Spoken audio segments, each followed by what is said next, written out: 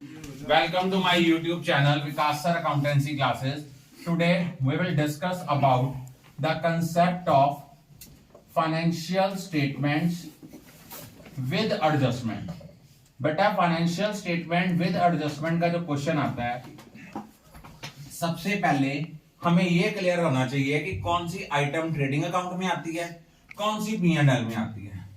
जब हम लोगों ने ट्रेडिंग अकाउंट बनाना है, ट्रेडिंग अकाउंट की क्रेडिट साइड पे दो ही आइटम्स आती हैं, net sales. Net sales means sales minus sales return, यहां इसका नाम होता है रिटर्न इनवर्ड, और क्लोजिंग स्टॉक। इधर आना है opening stock, net purchases. Net purchases means purchases minus purchase return, और जितने डायरेक्ट एक्सपेंसेस हैं अप टू मैन्युफैक्चरिंग स्टेज और रिलेटेड विद परचेजेस। अगर आपकी डेबिट साइड का टोटल कम है, क्रेडिट साइड का टोटल ज्यादा है, तो वो आपका होगा gross profit carry down. Otherwise balancing figure क्या आएगी? अगर डेबिट साइड का टोटल ज्यादा है, क्रेडिट साइड का टोटल कम है, तो ग्रॉस लॉस कैरी डाउन। जब हमने P&L बनाना है, प्रॉफिट एंड लॉस में कैसे आना है? ग्रॉस प्रॉफिट आपका इधर आ जाना है, आपकी इनकम साइड है, क्रेडिट साइड वो आना है by gross profit brought down. जो आपकी इनकम ऊपर शो नहीं की वो नीचे आएंगी।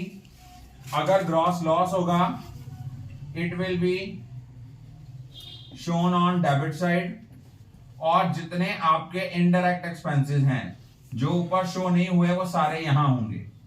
अगर आपकी क्रेडिट साइड ज्यादा है, डेबिट साइड कम है, तो नेट प्रॉफिट है, अदरवाइज नेट लॉस है।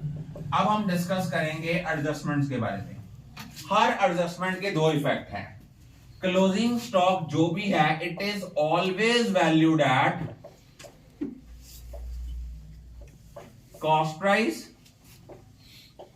और market price whichever is less. एक चीज आपने हमेशा याद रखनी है कि हर एडजस्टमेंट दो जगह आएगी।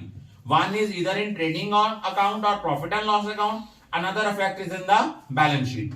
अगर क्लोजिंग स्टॉक एडजस्टमेंट में दिया है, ट्रेडिंग अकाउंट की क्रेडिट साइड पे तो आना ही आना है, as well as balance sheet की एसेट साइड पे आएगा। लेकिन अगर क्लोजिंग स्टॉक ट्रायल बैलेंस में गिवन है, तो वो सिर्फ बैलेंस शीट में जाएगा, वो यहां शो ट्रेडिंग अकाउंट में नहीं होगा। और आउटस्टैंडिंग एक्सपेंसेस अगर दिए हुए हैं, क्योंकि कोई क्वेश्चन आपको इसके बिना नहीं आएगा, आउटस्टैंडिंग एक्सपेंस को पर्टिकुलर एक्सपेंस में ऐड करना है। अगर वेजेस आउटस्टैंडिंग है तो वो ट्रेडिंग अकाउंट में वेजेस में ऐड होंगी, सैलरी आउटस्टैंडिंग है तो प्रॉफिट एंड लॉस में सैलरी में ऐड होंगी। Is it clear?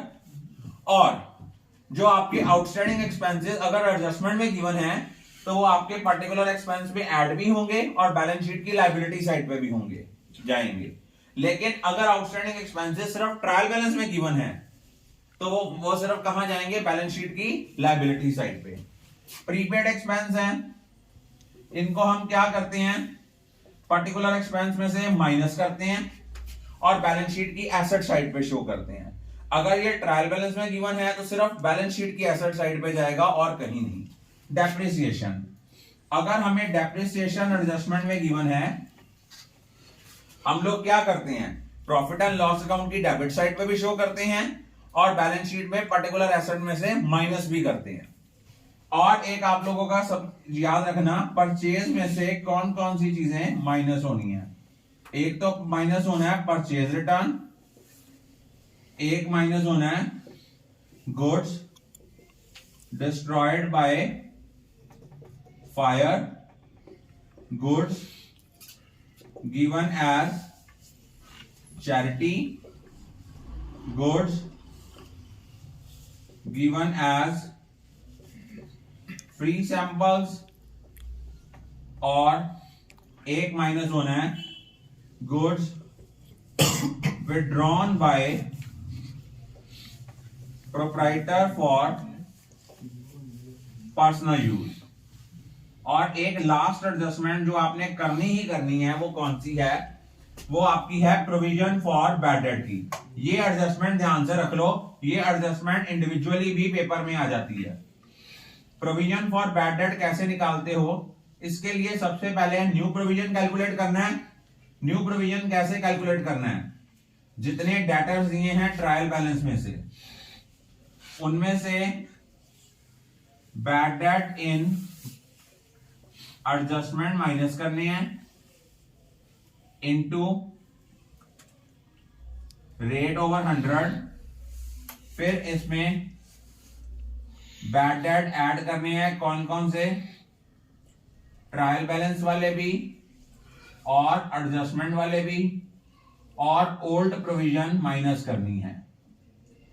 और जब भी आपने बैलेंस शीट में डेटर शो करने हैं तो डेटर में से bad debt in adjustment minus होने हैं और न्यू प्रोविजन माइनस होनी है।